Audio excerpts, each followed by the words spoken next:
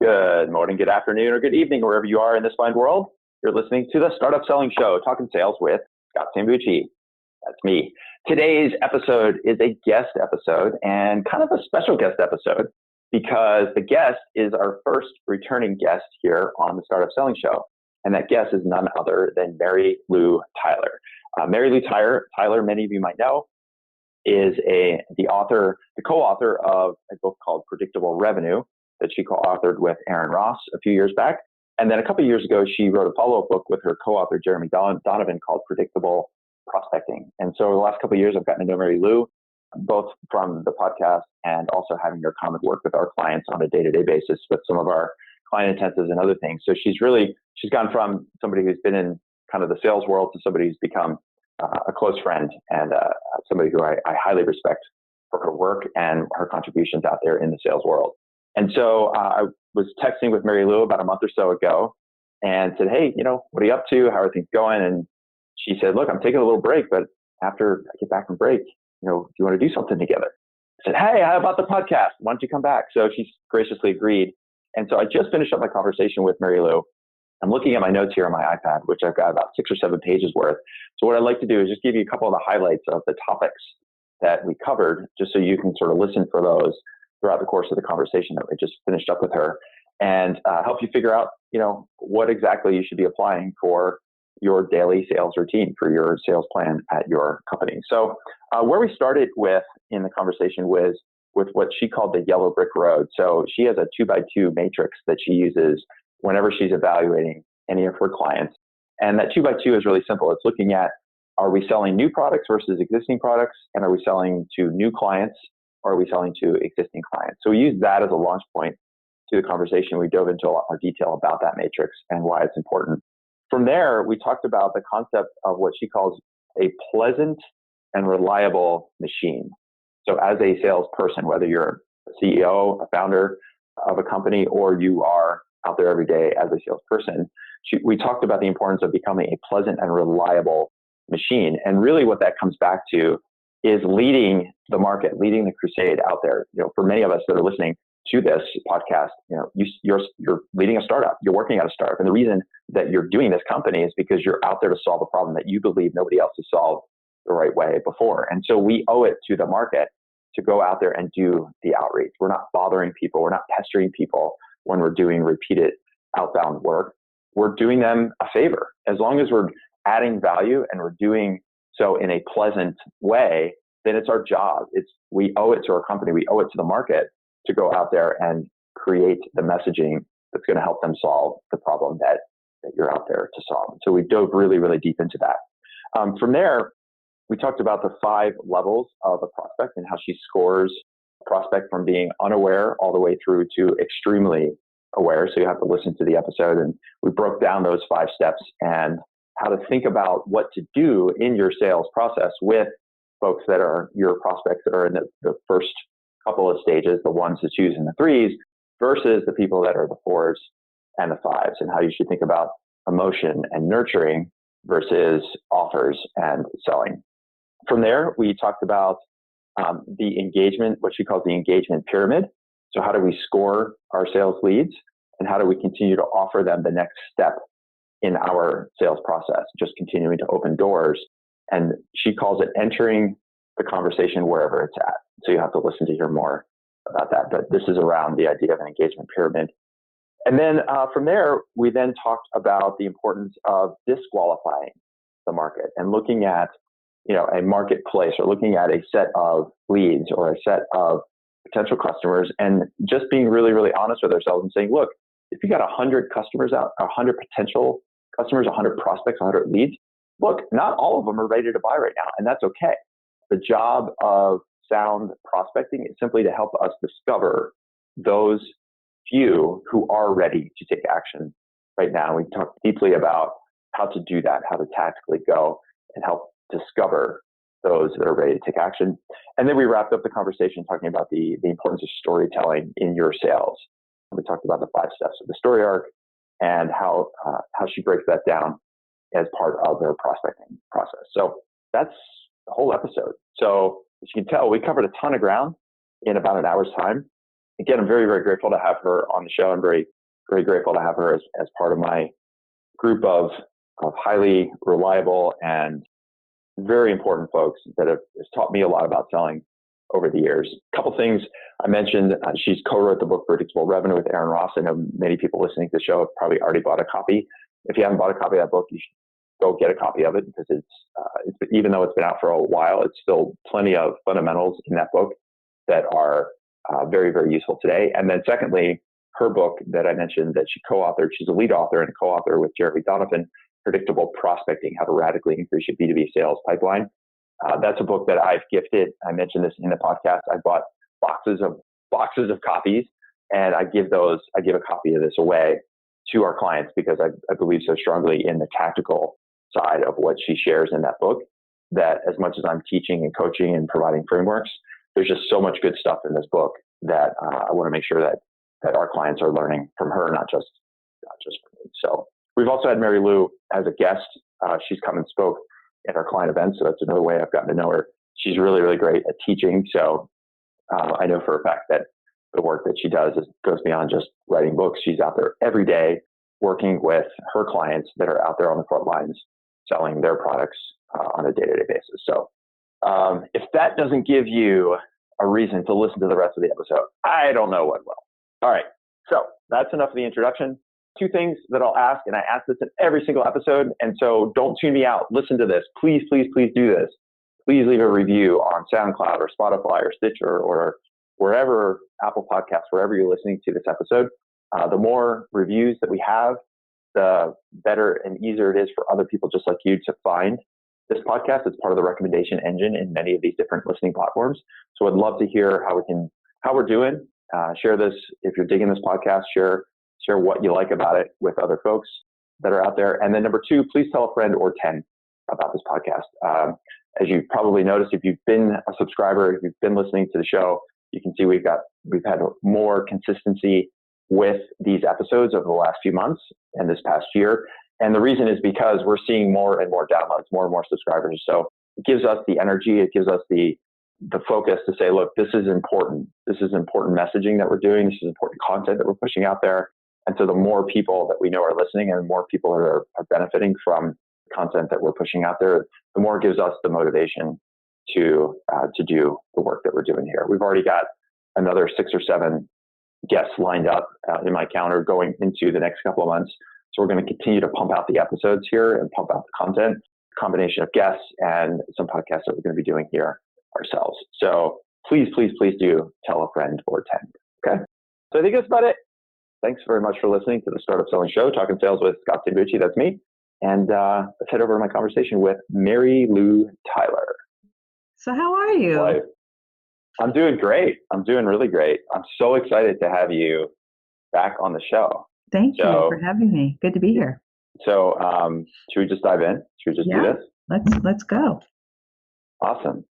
So 2 reasons I'm excited to have you on the show. Well, there's many, many reasons, but the top 2 reasons are, number one is you're really, really smart, and we're going to talk about prospecting and lead generation and all things top of the funnel, which is something that it seems like regardless of how much content and training and coaching gets put out there, people just want more.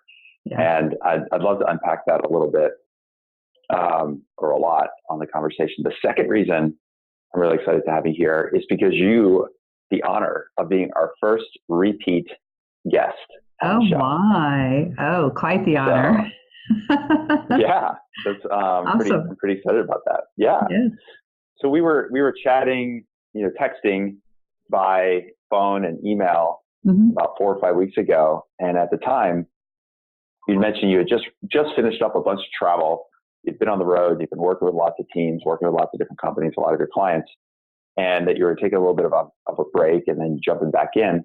And so where I'd love to start is, if you could tell us, when you're going out there and you're in the field and you're working with clients and you're rolling up your sleeves and working with them, like what exactly is the work that you're doing every day with those clients?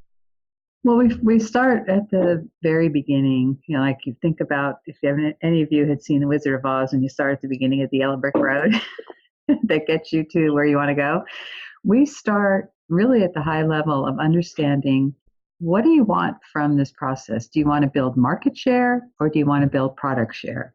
And it's a simple matrix that says, am I going after new and existing clients and then new and existing products? So you have a matrix. The y-axis could be new and existing products. The x-axis is new and existing clients. And then we get 4 little quadrants in there that help us understand where we want to focus for revenue. And the reason why that's important is because that also starts aligning with the sales conversation. And whether we're talking with people who already love us and we want to sell more stuff, or we're talking with people that don't necessarily know us, so there's some education behind it. And that's where I start with clients because it gets their heads wrapped around, wow, yeah, we have a lot of conversations, but we've never segmented them in that way, in that fashion. So that then allows us to focus on then, okay, well, what's the percentage of the market we're going after here? And what's the percentage of the existing client base if you're doing that type of work that we're going to go after to generate more revenue? It just really laser focuses us on the eventual sales conversations that we're going to have for prospecting.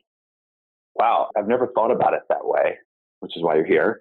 So this 2x2 of products on the y-axis. So would you put, say, new products at the top of the y-axis and then existing products on the bottom? And the same thing with clients. Left is E, right is N. And then inside of that, and I have a schematic for this because it's pictures for me. I'm an engineer, so I love pictures and visuals. So that gives us then we attach adjectives to those. Like, are we revitalizing a market? Are we building a new market? Are we intensifying a market or product with the product? So that gives us, also the emotional tie to the sales conversations that we want to have. Yeah. And so how did you come to this particular 2x2? I mean, there's I'm sure lots of ways we could slice and dice a marketplace and the products that we're selling. How did you land on this being kind of the fundamental or the core, the starting point of the work that you're doing with your clients? One of my clients from Talend early on in life that I worked with always told me, Marylou, I want to know in a 2x2 the results. I don't want any complex anything. Don't give me a cube. Do not do that to me. So that really had an impact on me. So everything I do, I try to get to that 2x2 matrix. And I thought, okay, let's think of it. Another way to look at this is let's think of geographies. The entire USA. That's one big market. But how do we break that down? So I really came up with very simple diagrams that I could draw on a whiteboard to show. And then I started looking at marketing literature, total addressable market, and I borrowed from them and grabbed their ideas for market segmentation and did it for prospecting with our sales conversations. So everything I do is reading from some other genius and then either discounting certain things from it, so yes, but, or adding to it, yes, and for my stuff. Yeah, it's standing on the shoulder of giants. I think it's the terminology there. Yeah. Good artists copy, great artists steal. Yeah, exactly. And we use the word steal a lot, and we use the word, what is that? Swipe. Swipe, steal, borrow. Yeah. Those are prospecting terms. They're in the terminology notebook for prospecting. What else is in the terminology? I remember seeing this. I think this is in your book, right? The Predictable Prospecting book. You talked about keywords to be thinking about. Well, obviously the word predictable is in both the books that I've been involved with, predictable revenue, predictable prospecting. So predictable is a big word. Consistency, maximization, so maximizing return on effort. Everything we're trying to do is high impact, low effort, and consistency. And consistency breeds habit. And for prospecting, one of the biggest things that I see that is very difficult to turn around is the mindset of the team that I'm working with. When you're in prospecting mode, you're a machine, and you're a pleasant machine, but you're a reliable machine, and you're persistent. And that type of mindset goes along with a very good process, but it's very difficult to get people to want to do that and make that change. Yeah. So what about it? And particularly like a lot of people that listen to this show, either startup CEOs or founders or their early stage company and their sales leaders. And the way that like the way I've always tried to describe it to startup founders who might be kind of have this fear of selling is to say, look, you've dedicated your life. You've literally like stepped away from probably a great cubicle job or a great office job. You found a problem. You've decided that you're going to change your life to go solve this problem. Mm-hmm. And if you don't go tell people about what you're doing, they're not going to buy it. Like you can't just launch a product and then hope everybody finds it, particularly in the enterprise world. And what is it about the mindset switch? Like, what are some triggers that people that even if they say, look, I know I need to sell, but Mm-hmm. I still got this fear, or I feel like I'm bugging people, or, Right. I've had a couple conversations with, a Fortune 500 company and the deal's kind of going dark. Like, I don't want to bother them. They said to get back to me. So what do? You use this terminology, pleasant and reliable machine. So how do I go from this mindset of having some or a lot of fear to positioning what I do as being a pleasant and reliable machine? Well, that's a great question, and it's one of the mysteries in life. We would all be really great salespeople if we had a mindset that said, when we woke up every morning, that said, "Who can I serve today? Who can I pick to serve today?" And serving means that you're providing value. Instead, this word bothering bothers me. It's not bothering if you are providing a service or a product that truly helps people, your people, the people with whom you're going to be having these conversations with, which means you need to understand their day in the life and the challenges they have at the office or in their homes, or, depending on if you're business to consumer, business to business. But it's really their day in the life of what challenges are they having with their tasks and how are you alleviating those challenges? You really need to get under the skin of that. And then you'll wake up every morning saying, who can I serve today? Who shall I pick to serve today? As opposed to, who am I going to bug today? Who's going to be lucky enough to get that call from me or that email from me that may in fact solve their problem? And then when you have that mindset, you write and compose and speak your conversations with that emotion of I'm here to help you. I'm here to serve you. I can add value to your day. I can get you home early to watch your kids play soccer if that's something that's important to your person. Or I can help you with this return on investment because I could show you and demonstrate how that works. So we're gap fillers in a lot of ways. We're filling the gap of where things are today for our people and where they could be if they used our product or service. So we're painting that picture, which means our mindset has to be that we're truly, truly helping, truly knowing that in our heart of hearts that we're adding value, that we're there to serve. And so how much, you talk about gap filling, and I've heard it called stretching a gap, right? So here's your now state, here's the future state. And one of the things that we hear, the universal we hear in sales is one of the things we have to do is create urgency with our customers. And I sometimes I struggle with that because particularly in the startup world, there's, let's say, working with a couple of different companies in different industries, and one of them is selling to political action committees. And there's about 8,000 of those. I was at Blend selling software to banks. There's about 8,000 mortgage lenders out there. And it's like a pretty big population of companies we could be selling to. And so the way I've thought about it is, look, like, do we have to necessarily create the urgency at the earliest stage, or is it really just finding the urgency? And how do we, as salespeople, as founders, like, how do you think about how much effort to put into stretching that gap versus just finding people who already are aware that the gap exists? Well, that's another thing too, going back to that quadrant, that we were in about new products, new services, new clients. The conversations with anybody who's new means by definition, new to the market, new to their understanding, that you've got to start with a level of awareness that says they have no clue. They don't understand me. They don't know me. They don't trust me. And so your sales conversations are incorporating this, what I call 5 levels of awareness, from an unaware person all the way up to extremely aware and ready to go. We love to work in levels 4 and 5, which is interested and ready to go. And what your question was related to is how do we find those?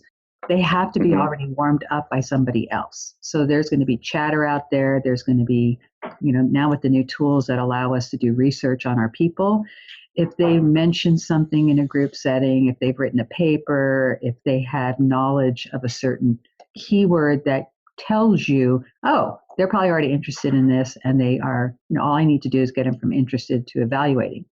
Whereas someone else, you look at their bios and you don't see any reference to the stuff that you do. That kind of tells you, like I had a client that has a digital pathology solution. If their audience that they're researching is still using microscopes, chances are they're not doing digital analysis. So there's an education there that we'll have to do to get them to understand the viability of a digital system for aggregating all of their slides into this beautiful database that now they have thousands of specimens they can look at in seconds versus one slide at a time under the microscope. So those are indicators that only you will know because you know your product and service, but they're keys that tell you relative position of where they are from this unaware state all the way to an interested state. And that quadrant that we start out with helps us understand, when we look at the market, how many people are in each of these boxes. And not only that, but how many of these people can we reach? How many are serviceable based on the recipes that we use for conversation, whether it be email, phone, video, social. And my work with people, with my clients, starts at that level to start segmenting down to the ideal account profile. And then from there, the people within that account who are more receptive to our sales conversations. Yeah, so quick tactical question or definitional question. So you said unaware is stage 1, interested is stage 4, extremely aware. What's stage 2 and 3?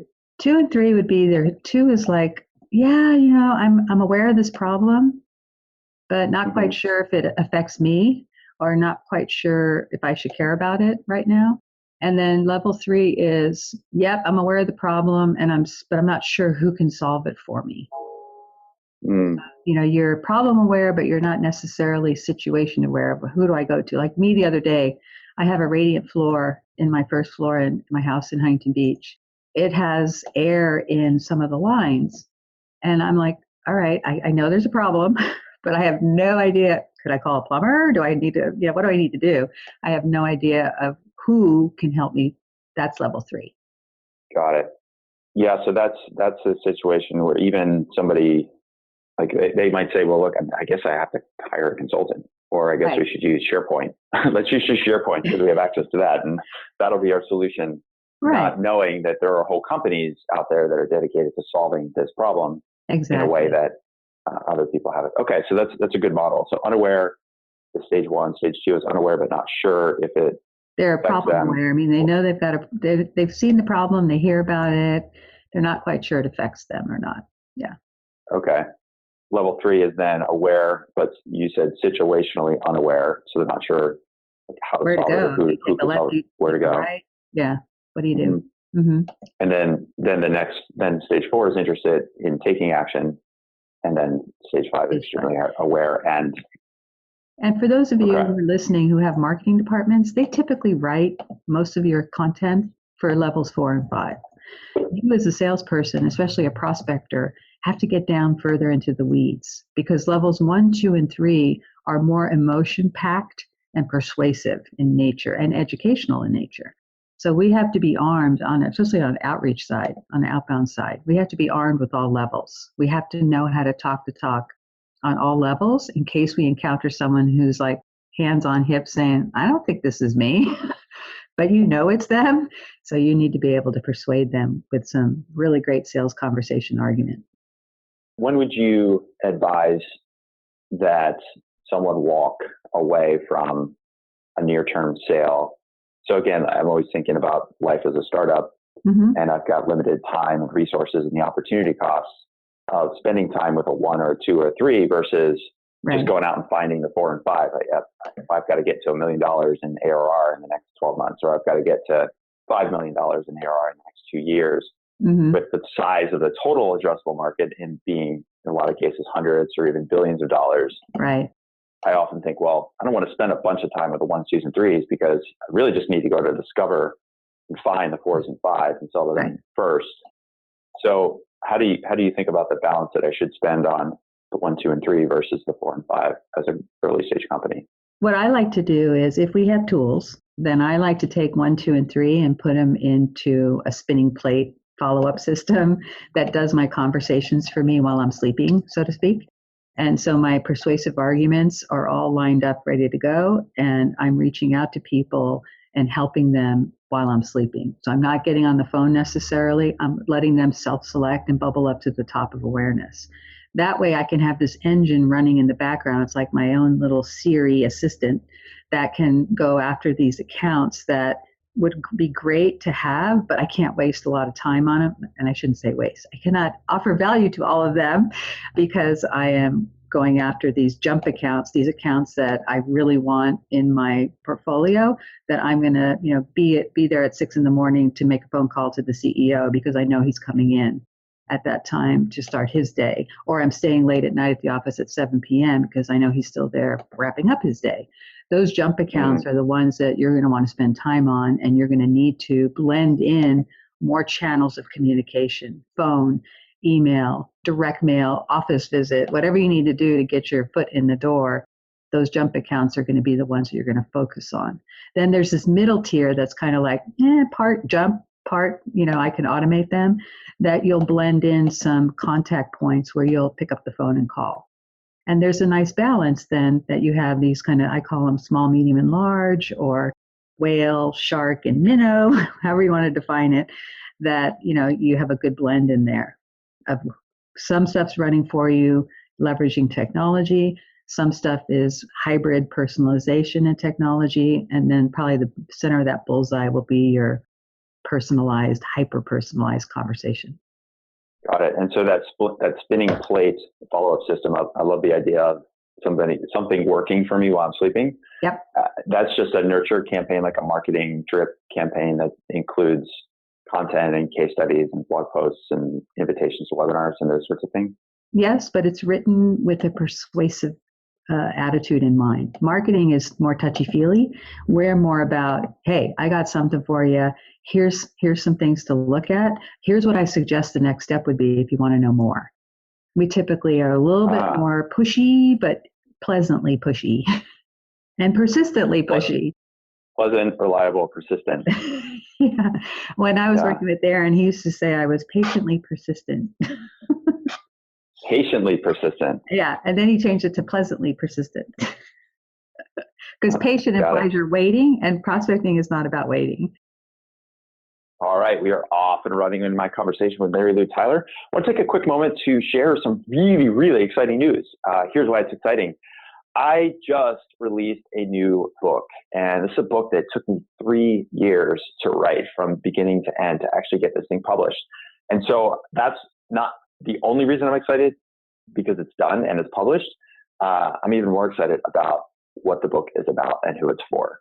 So the title of the book is called Stop Hustling, Start Scaling. Ramp up your B2B startups, repeatable revenue with the Q framework. And Stop Hustling, Start Scaling. So if you go over to Amazon right now and search Stop Hustling, Start Scaling, you can find a copy of the book.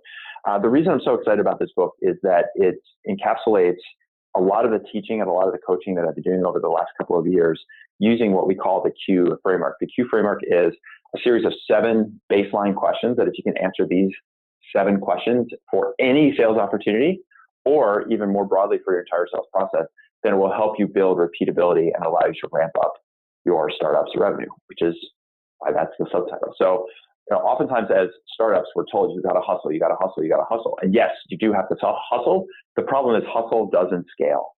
And in order to scale your startup, then we need to get some repeatability in your sales process. And the Q framework will help you do that. So if you've read any of my other books, Startup Selling or 52 Sales Questions Answered, or you've been on any of my webinars or listening to the podcast, you pretty much have a sense for how I explain things and how I like to share ideas. And I'll tell you, I'm frankly really proud of this book. And I think that if you go and buy a copy, you're going to be really glad that you did. So if you head over to Amazon right now and go to Stop Hustling, Start Scaling, just search there, or you can just search my last name, Sambucci, Sambucci. You'll probably find the book that way. Would love for you to buy a copy, read it, and leave a review there on Amazon. Let me know what you think. the good, and what I could do to make the next edition of that book, which I'm already thinking about, what we can do to make it even better. So that's it for now. Head over to Amazon and type in Stop Hustling, Start Scaling, and grab a copy of that book. And that's it for now. Let's head back to my conversation with Marylou Tyler. Well, I think as you're describing that, Marylou, one of the questions I asked a little earlier about this mindset of going from like, I'm sort of afraid of selling, I have this fear, or I don't want to bother people, to moving into this idea of being a pleasant and reliable machine. I think what you've kind of helped us dissect here, this notion that the ones and twos and threes, the people and the companies that are not ready to take action or are just completely, unaware or vaguely aware of the situation, that those are the people in a lot of ways that I'm here to help you. Like I see this problem in a way that nobody else in the world, in the history of the world, has ever saw it, which is why I went and started this company and built this product. Right. And so even if you're not ready to buy it now, that's fine. But if anything, as a leader of this crusade, I've got to at least help you understand how important this problem is to you, or how big this problem is, or what kind of gap it's causing you. Exactly. And then down the road, when you're ready to take action, then I can help you. Then I'm here for you. And the other thing about this, I'm sure people are thinking, this requires a lot of marketing. No, it doesn't. What I do is I tape my person, so your CEO, tape him or her, and they're giving their pitch. They're standing in front of a room, you're videotaping them, you're sensing that emotion, the reason why, it's all oozing out of them. And then you transcribe that whole session and you break it up, flip it on its side, break it up into 8 touches of reason why, and that becomes the foundation for your emails and your actual recipe of contact. When I do this with my sales guys, because they have conversations all the time and they're really good at it, but they think they can't write, and I tape them and we do the very same thing. If we were to do a side-by-side test between marketing's emails and my sales guys' emails, they always win. They're like 40 to 60% more effective. Why? Because they know how to have that conversation and their emails come across as conversational with next steps implied in the conversation, because you guys are passionate about what you do and how you serve. And so all we need to do is get that into a playlist that we can serve up while you're sleeping to those people who are not quite ready yet to go. I love that concept. It aligns with one of our mantras here with our clients, which is sell first, market later. Right. Meaning that if you've not sold, or you're just learning how to sell, even if you've got 10 customers, or even if you've got $1 million in revenue, you're still learning. And so I think the mistake a lot of startups make when they're launching their new product or they're going out to market is they're spending a lot of time and effort, and sometimes even money, whether it's with an agency or hiring a marketing person, to do blog posts and tweets and LinkedIn and all this other stuff. But they really don't know what that messaging is. It's not until you, like you said, in your case, sitting with a CEO and having that meeting and having that one person tell you exactly why they're interested, tell you all about their problem, tell them why they're interested in possibly working with you, and following through from beginning to end. That's actually the core of what is the future marketing message. Exactly. And until you've actually converted somebody, even if it's if you have one customer, then that in itself can be all you need to then bootstrap your marketing message and all of the other sales emails that go out. Exactly. Just ask them, why did you choose us? Why now? Why us? Why? And have them answer. And that becomes the foundation for infographics, for one-page wireframe case studies, for a summary report, an executive summary report for someone that you want to go after. It's repurposed a variety of different ways in our world. I have an example on one of my presentations where we take one use case and create 6 different assets, content assets out of it. Because again, going back to that level of awareness, if I'm unaware about something, I'll consume something really short and sweet, a tweet, something visual. As I move up the ladder of awareness, I'm starting to get really interested in it. Getting back to my radiant heat issue, now that I've done some research, I'm reading about how to get air out of the lines myself and how that thing is configured. So I'm spending a lot more time understanding how to fix my problem. And that content should correlate to that. So that's why we can take one piece of content, create 6 different assets, and that's our campaign. I love that because it dovetails really well with how you like just think about the warm up of a sales process. When somebody is highly interested, like using your model, like say number 4 on the stage, that's when they're going to, for example, go to conferences to learn about options available to them. And that's a huge investment in time and money. They even just downloading a white paper or coming to a webinar to learn about a problem. Those are all in a lot of ways like big payments. They're paying with time. Yes. They're paying with a non-renewable resource versus early on, they're just paying with their attention. Like, okay, I'll read that tweet or I'll check out that quick blog post. Right. And so you march people through. Yep. Exactly. And since we're feeding them, that one thing about outbound or outreach is we are targeting, we are in control. So we're feeding them the order in which we want them to consume our stuff, which means we can also score them on engagement.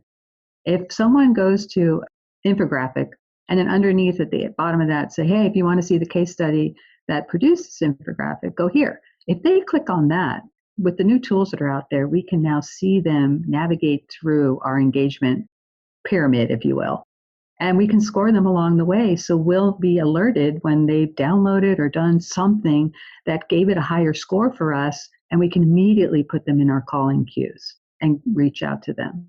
So there's no excuse now, especially in 2019 when this interview is taking place, with the tools that are out there to be able to intelligently watch what our prospects and clients are doing with our content, especially if we're building the path that we want them to take through that sales conversation.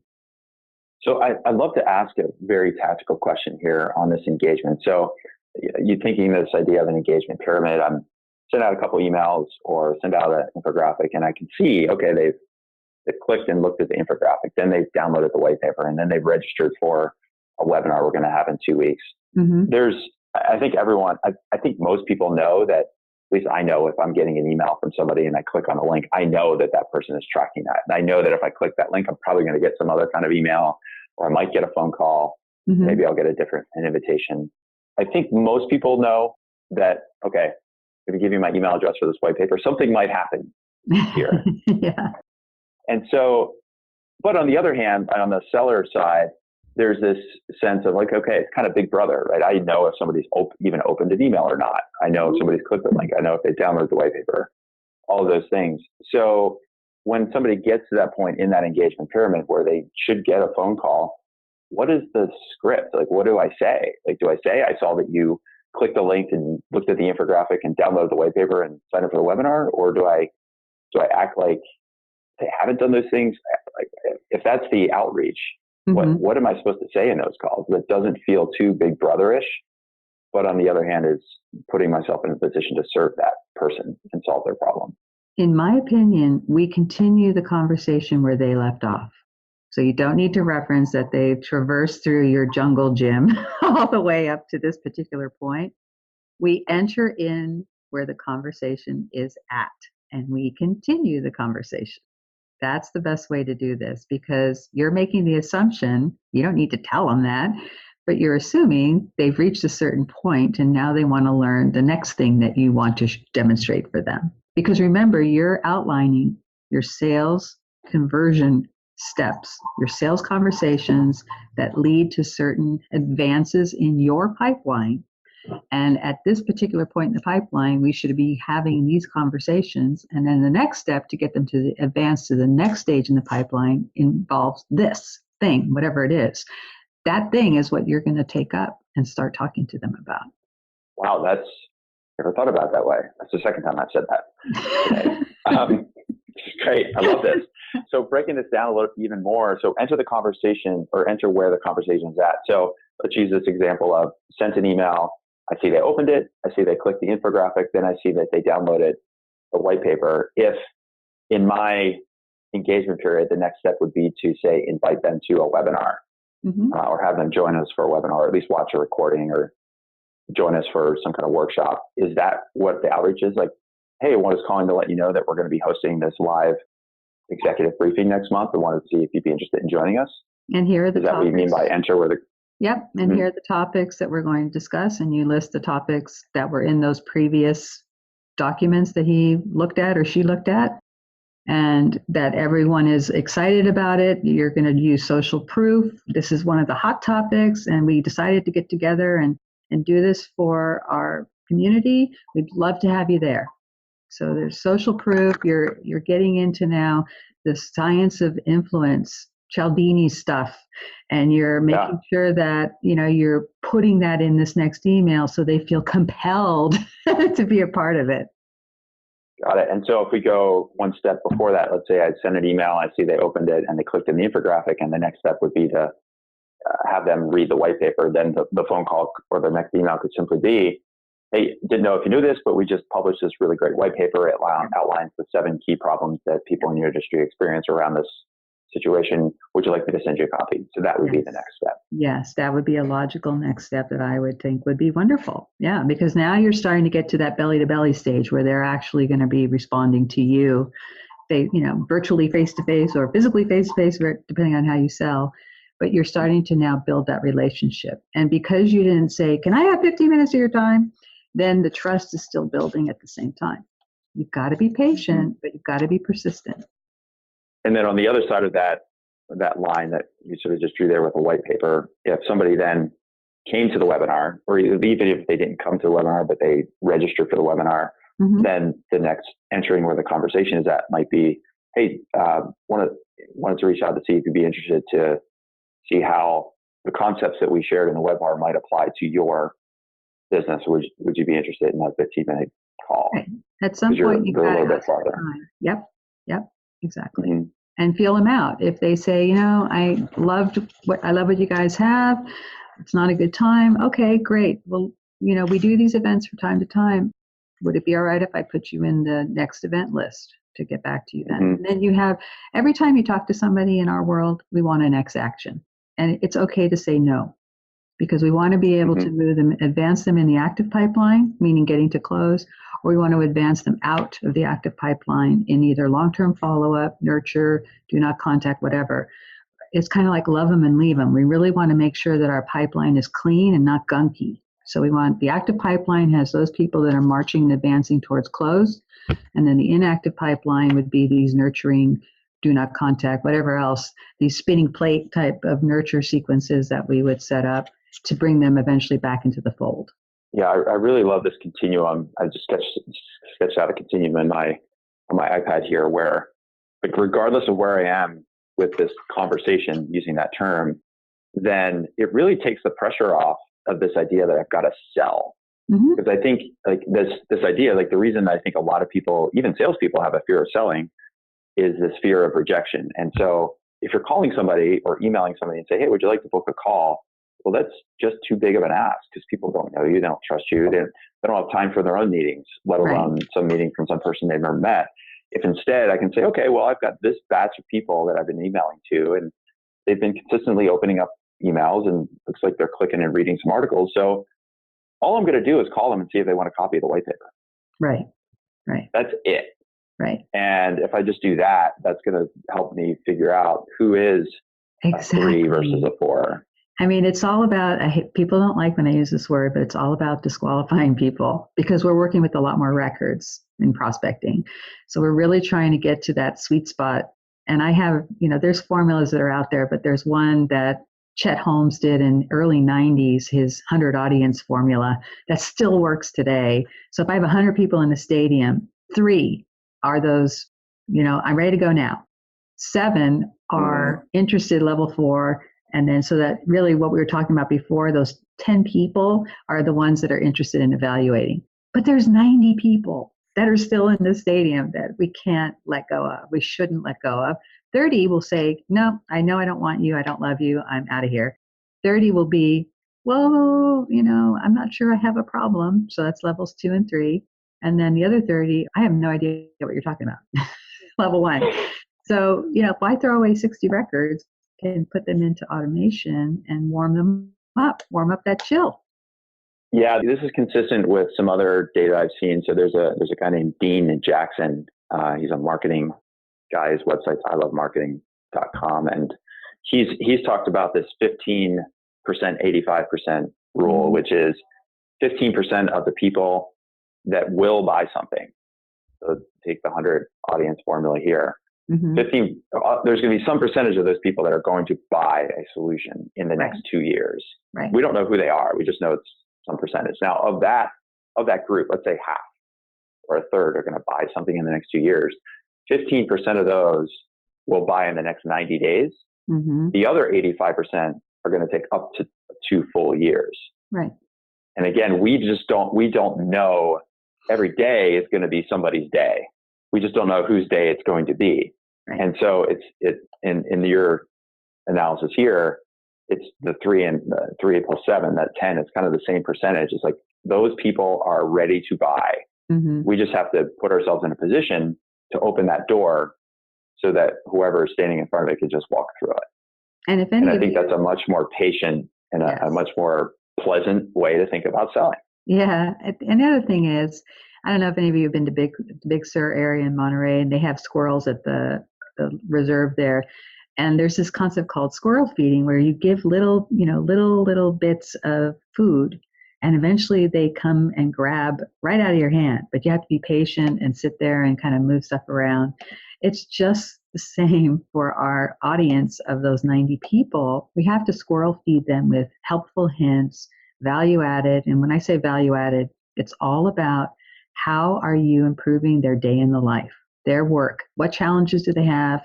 What pains do they have? What do they want to gain? There's a lot of strategic, financial, personal things going on within the workplace or within your persona, your person, your buyer, that you want to hit all those different angles if it makes sense for them. And that's what we call squirrel feeding, because you're feeding them little nuggets of information to the point where they look forward to your emails because they're learning something new or they're applying something differently. But it does require you to really know and love your product or service and how you can rise above the, rest of the people who are selling similar type products into their world. And I think sitting down and going through these exercises, I know you do this, Scott, with your, unique value propositions, where you're taking it down to the people level of how is this changing their life, their daily life? How is it enhancing it? What pains do they have? Are they strategic pains? Are they financial pains? Are they personal pains? What gains do they want? Do they, can we show them a lockout, something they've never seen before? Or can we show them, on average, something that's much better than they're doing now? You make a list of those, and then you have your sales conversations that you need to talk about in those different touches in that different playlist. Yeah, this is gold, Marylou. No wonder you're flying around the country working with people. It's really interesting, but this was all necessity because my process will sputter. You can put that beautiful engine in that assembly line, but if you're putting parts down the assembly line that don't fit together or gunky or just the wrong place at the wrong time, you could have chaos, right? So I've pushing and shoving and had to figure out how can we get people to start the process with great looking parts, and that's why we ended up where we're talking about today. Yeah. So you touched on something there, and I'd love to get your perspective on this, which is, how do we separate ourselves, or how do we cut through the noise of other competitors or other options that people have to us? And so if I go back to that first matrix that we talked about, the 2x2, yep, with new products and new clients in particular, a lot of times what we find when we start kind of breaking things down with our clients is that they'll be in a sales situation. And let's just take a topic like artificial intelligence or machine learning, kind of big data solutions. Yep. And what we'll find is they'll get to the end of a sales process, and the customer or the prospect may choose to either not take action, or they buy a solution that from the customer standpoint, they think it's either or, like I'm going to buy your product or that product. Mm-hmm. But they're actually either complementary, or that product they bought from IBM or some other solution provider actually doesn't solve the problem. So there's this muddied viewpoint, like, oh, it's machine learning, or it's big data, so I'm just going to put it in that pile. Mm-hmm. And so I'm curious about, this question is making sense, how do we position ourselves when we're selling a new product to new clients in a way that helps us separate what the perception is about what we do versus the reality of what we do. Because sometimes the perception is like, oh, well, I'll just put you in that pile with all those other people. Right. When in fact, we're oftentimes very different because we're approaching the solution in a different way. Well, that's another great question. And I think it all boils down to the stories that we tell. And we tell our clients and prospects, and we take them on that journey. Nancy Duarte wrote a book. Okay, I'm forgetting the name of it now, but it was on how to set up a good presentation. And what she did is she took the story arc, the arc of the story, and how to put that into your presentation. Well, we do the same thing for prospecting in every conversation. When we set up the conversations and the assets and all the things that we want to share with our prospects, we take them on this journey of here's the challenge, here's the obstacle, so here's life today. Then we immediately contrast that with, how life could really be. So it's up to us to show them that black and white contrast of where things are now and where they could be. And then that gets them emotionally interested in their interest peaked.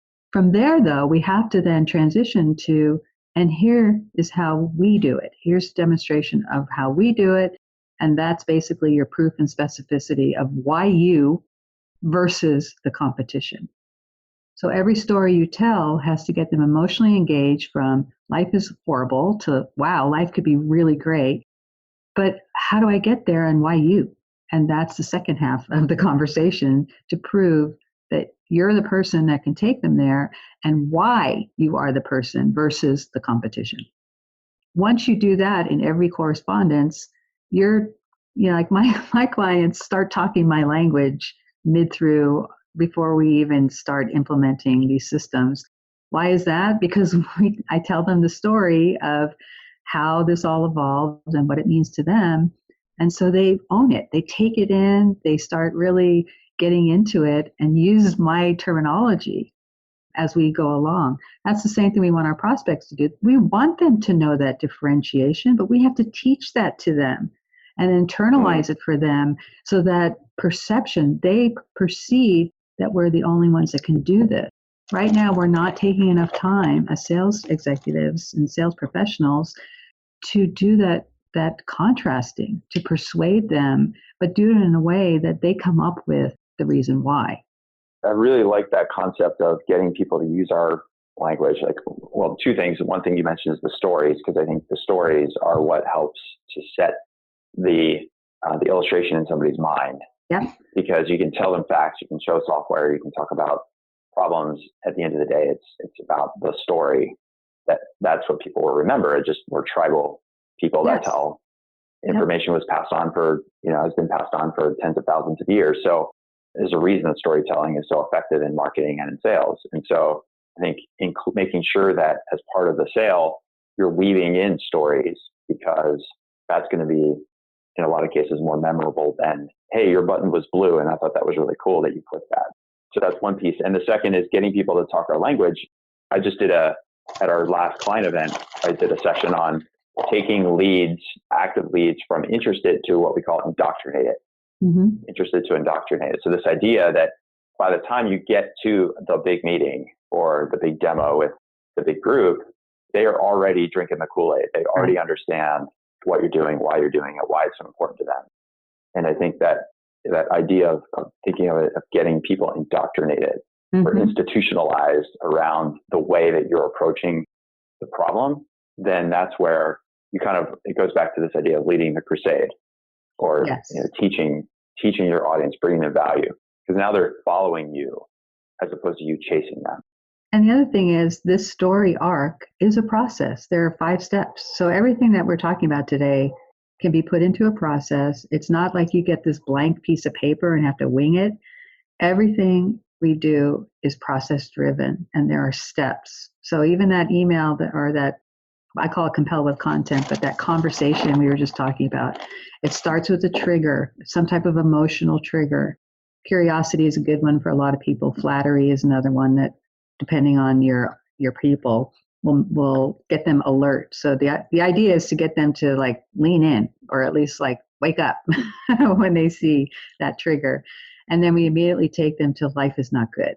which is the Mm-hmm. obstacle. Contrast that, but here's how life could be. So now you're piquing their curiosity. How do they do that? That's the answer to the obstacle and outcome is, how do you do that? And then from there, you transition into your proof and specificity of why us. And then the last part is why now, which is your call to action, which is your next step, your suggested next action. And all of our persuasive emails, even our LinkedIn conversations, our telephone voicemails, follow that formula because it works. And because by the time we get to the conversation, we'll have embedded the reason why. Why us? Why now? By the time we have that conversation with them, they're pretty much aligned as to why us versus the competition. Yeah, and the Nancy Duarte, like the books that she's written and her TED Talk, I know is very well known. Yeah. Because it was, I don't know, maybe in the last 7 years since it was published, maybe a lot of people have lost it in the fold, but Right. That structure of great talks where, like as you mentioned, she broke down some of the biggest, most important speeches of all time, like the Martin Luther King, I Have a Dream speech. Right. That whole speech is contrasting, I have a dream that we're going to be here, but right now, this is where we are. Yes. And I have a dream, and here's where we are right now. And that contrast, it's mechanical in the speech itself. And that was so impactful for me that when we were doing our early demos at Blend, where I was selling enterprise lending software to lenders, we would purposely set up our sales presentations where we'd say, like, this is what we're doing. This is how we think about the problem. This is the future of where lending is going. And this is where it is right now.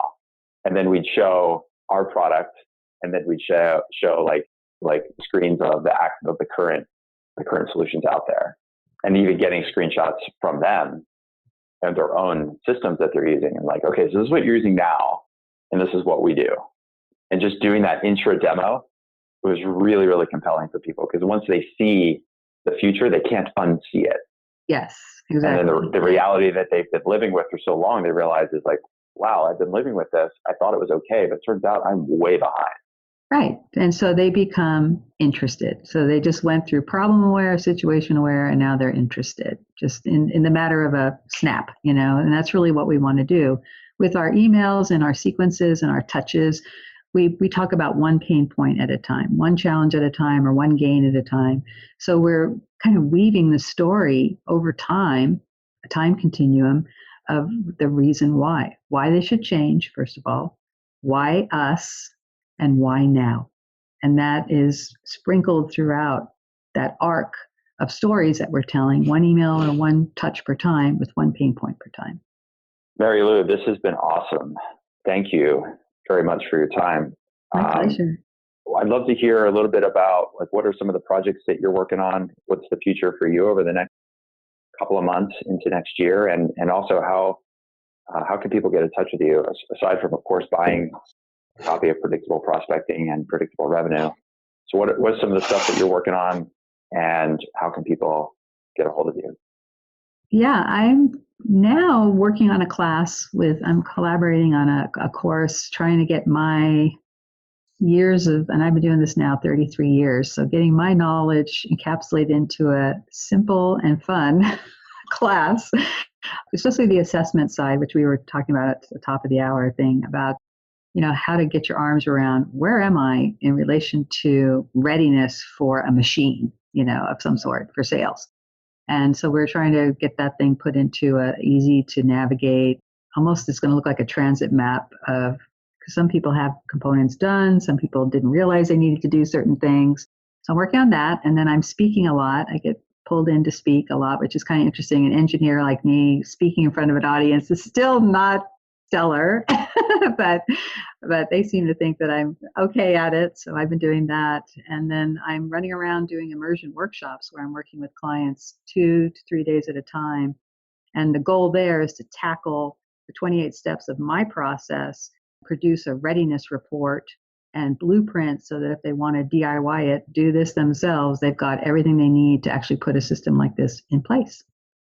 I love the idea of a readiness report. And from experience, having you come and talk to our clients last year, I can tell you that your session that you did with us was one of the sessions that got the most compliments and the most positive feedback. Oh, wow. To a client, everyone said, like, Marylou was awesome. Like, that session was so good. We only wish we could have spent more time with her. And I was like, well, what about me? Because I did some presentations too, you know. You were the glue, though. So, you held it all together. Yeah, I held it all together, I guess. But no, I can vouch from personal experience having you come in and talk to our group and really help them unpack and get very tactical around things like your ideal customer profile and think about what is the messaging that you're doing. That was so effective and so useful for our group. And I continue to give away copies of your book. I bought a whole bunch of them, and for a bunch of our new clients, I gifted them a copy of your book. Wonderful. Because for many of them, I just had one of the SDRs on one of our calls yesterday that said, yeah, I've been reading the book that you gave me, Marylou's book. It's so good. It's really helping me out to think through his approach to his outbound work. So yeah, and one of the things I mentioned about today too, the competitive content framework is in there. That level of awareness is in there. How to organize your content is in there. So it's like a how-to guide. So all the stuff we've discussed today, except for maybe the higher kind of market segment, because that came about after the book was published. Yeah.